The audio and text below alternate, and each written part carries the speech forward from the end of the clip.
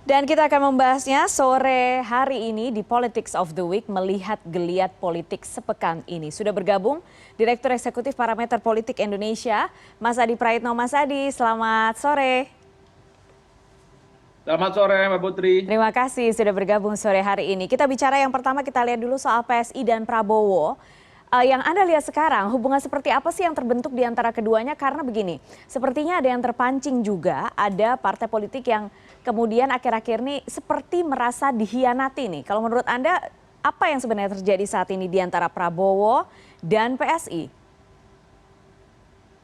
Saya kira ini adalah semacam rekonsiliasi politik pertama ya antara Gerindra dan PSI. Semua publik tahu kedua partai ini memang sejak lama bagaikan minyak dan air yang sama sekali sulit untuk disatukan. Kita tahu persis sejak 2014 yang lalu musim Pilpres, PSI itu merupakan partai politik yang paling agresif menyerang Prabowo, mengkritik secara keras dan mengkritik secara terbuka.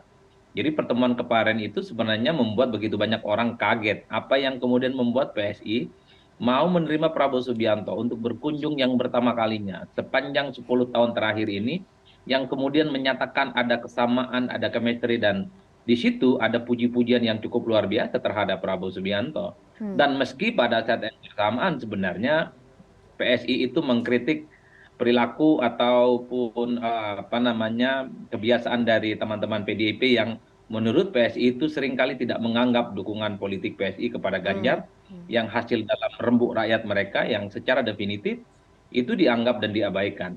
Bagi saya, PSI kenapa menerima Prabowo Subianto itu dalam suasana gemuruh, dalam suasana amarah, dan dalam suasana kekecewaan kepada PDIP karena dukungan politiknya kepada Ganjar itu tidak dianggap. Nah, itu yang sepertinya membuat PSI untuk yang pertama kalinya membuka hati dan membuka komunikasi dengan Prabowo Subianto. Tapi ingat Putri, ini kan kalimatnya bersayap. Apa yang disampaikan oleh Sis Grace misalnya menyebutkan bahwa ya tondo-tondonya memang jelas, tapi semuanya ini sangat tergantung bagaimana arahan tegak lurusnya perintah dari Jokowi sebagai presiden. Ini yang sepertinya belum definitif betul bahwa ada komunikasi iya, bahwa ada puji-pujian terhadap Prabowo iya, tapi sebelum ada pernyataan dan deklarasi resmi dari PSI kepada Prabowo, maka sepanjang itu juga akan ada dinamika-dinamika politik yang saya kira juga akan banyak kejutannya. Ya. Apalagi pada saat yang bersamaan misalnya kita tahu PSI rasa-rasanya dalam waktu dekat ini, menurut pengakuan mereka, juga akan bertemu dan bersilaturahmi dengan PDIP. Ya. Ini yang saya kira memang agak sulit sebenarnya membaca sikap politik PSI 100% saat ini.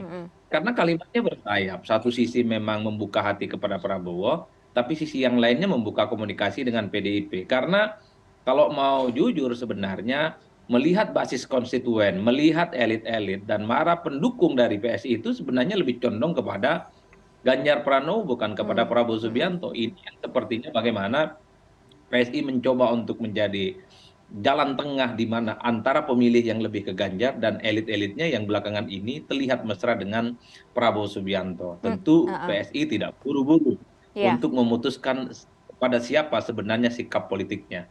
Mas Adi, di atas kertas ini menguntungkan atau tidak sih sebenarnya dukungan dari PSI? Karena tadi Adi sudah mengatakan seolah-olah atau dukungan PSI selama ini kepada Ganjar Pranowo tidak dianggap. Jangan-jangan ada yang melihat ya PSI mendukung atau tidak mendukung tidak berpengaruh signifikan kepada bakal capres tertentu, misalnya begitu. Ya, saya kira begini secara prinsip ya, dalam sistem one man one vote, di mana seorang presiden dipilih langsung oleh rakyat, sekecil apapun dukungan politik itu tetaplah penting. Tidak mungkin ada angka 10 tanpa ada angka 1, tidak mungkin ada angka 1000, tidak mungkin ada angka 1.000.000 tanpa ada angka 1, Putri. Jadi kalau kita melihat hasil Pileg 2019 yang lalu, di mana PSI mendapatkan suara 1,9%, itu kalau dikonversi jadi suara kurang lebih sekitar 2 juta orang loh. Ya. Artinya apa? Kalau 2 juta orang ini bisa dikonsolidasi oleh PSI mendukung salah satu capres, itu saya kira suaranya cukup signifikan dan tidak bisa dinafikan. Oleh karena itu memang sekalipun belakangan ini kita sering menafikan bahwa partai-partai non-parlemen itu dianggap tidak signifikan, dianggap tidak penting. Ingat, partai seperti PSI, mereka punya anggota DPRD. Ya. Ya, di provinsi ada, di kabupaten ada, dan di kota ada. Memang di Senayan, di DPR pusat nggak ada, tapi di daerah-daerah Mereka mesti besin, mereka punya konstituen, mereka punya jaring, dan mereka punya tim sukses. Itu penting. Ini yang saya kira bahwa dukungan partai politik non-parlemen jangan pernah dipandang sebelah mata, tidak ada artinya. Apapun judulnya, sekecil apapun suara mereka, Hmm. itu tetaplah penting sebagai upaya untuk menambah kekuatan politik. Kalau suara PSI misalnya 2 juta itu mendukung capres tertentu, bagi signifikan. Jokowi saja di 2014 yang lalu menangnya kan tidak sampai 2 juta. Bahkan di Pilpres 2019, Jokowi itu cuma menang 4% loh. Iya, Empat iya, persen kalau dikonversi menjadi suara orang, suara pemilih, itu kurang lebih hanya sekitar 4 sampai 5 juta. iya, iya, Tidak signifikan amat. Oleh karena itu, sekecil apapun suara PSI tidak lolos parlemen tetaplah penting. Apalagi PSI ini sangat jago memainkan narasi politik. Tapi poin saya bukan di situ sebenarnya. Kenapa PSI itu dukungan politiknya dianggap diacuhkan dan bahkan dinilai tidak apa namanya, tidak dianggap oleh PDIP karena problemnya dua hal. Saat itu PSI mendeklarasikan dukungan politiknya ke Ganjar sebelum ada keputusan politik resmi dari hmm, PDIP Ganjar sebagai capres definitif. iya, Jadi iya, dukungan itu dianggap gugur dan dianggap mendahului partai hmm, PDIP hmm, ya. hmm, hmm. Yang kedua, PSI ini dianggap tidak ada komunikasi dan koordinasi kepada PDIP untuk Iya, melakukan supaya kampanye ataupun deklarasi politik mereka terbuka disampaikan kepada PDIP dan mendukung Ganjar ada di situ. iya, Dua hal ini yang sepertinya membuat ada tembok tebal seakan-akan PSI dan PDIP itu sedang berjarak betul. Padahal kalau mau jujur ya, kalau PSI memang iman politiknya tetap kepada Ganjar, tinggal di apa namanya, komunikasi tinggal aja gitu rembuk ya. rakyat. Hmm, hmm, hmm, hmm.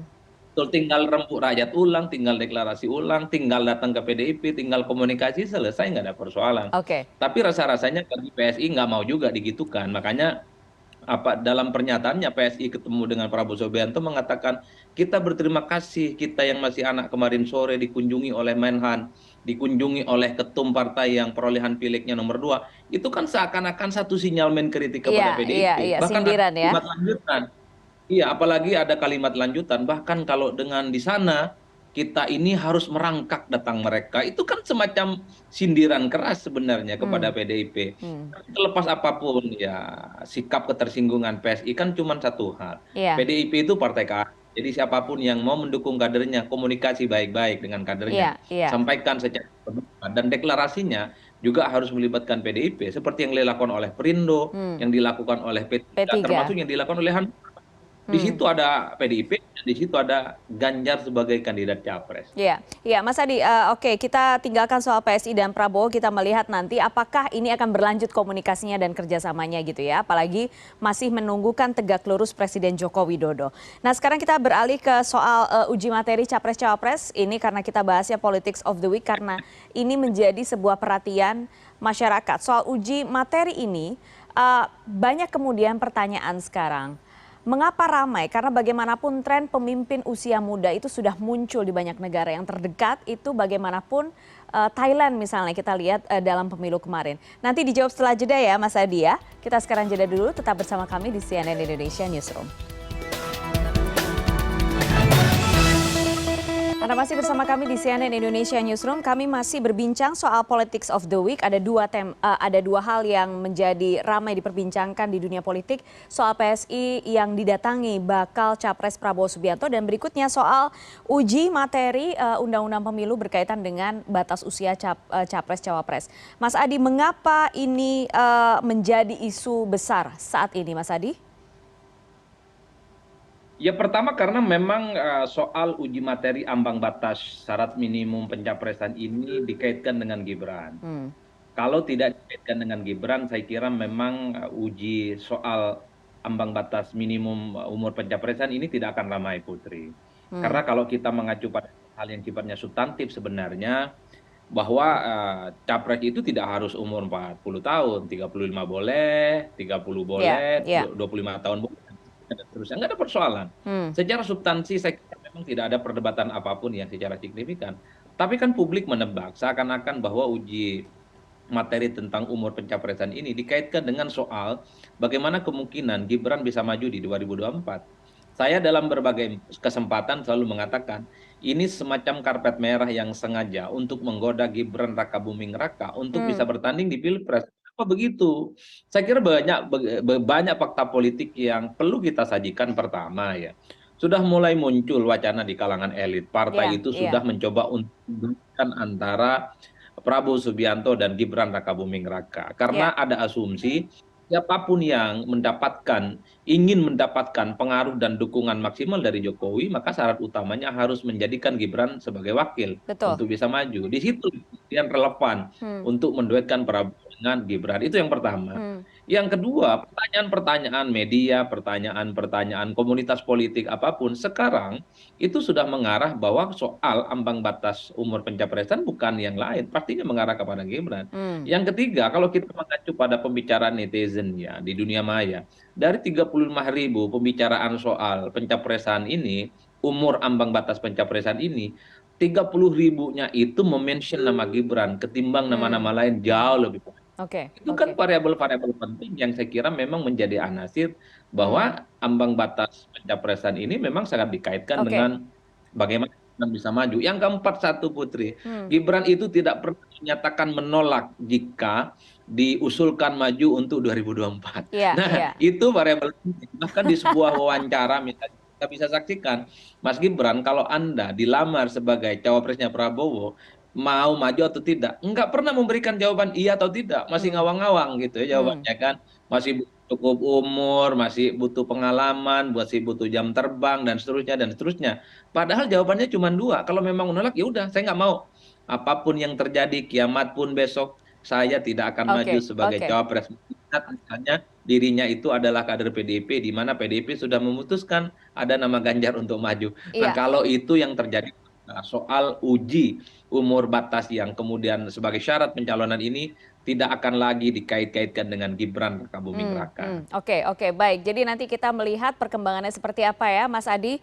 Ya, Dan dari Mahkamah Konstitusi juga sudah terus berlangsung mengumpulkan keterangan dari para saksi, juga yang terbaru ada saksi dari anggota DPR, dan kemudian menyerahkan seluruhnya kepada tentu saja putusannya di Mahkamah Konstitusi. Kita tunggu, akan segera diumumkan. Mas Adi, terima kasih sekali lagi atas waktunya sore hari ini di CNN Indonesia Newsroom. Selamat sore. terima kasih Putri, selamat sore, sukses selalu. Ya, selamat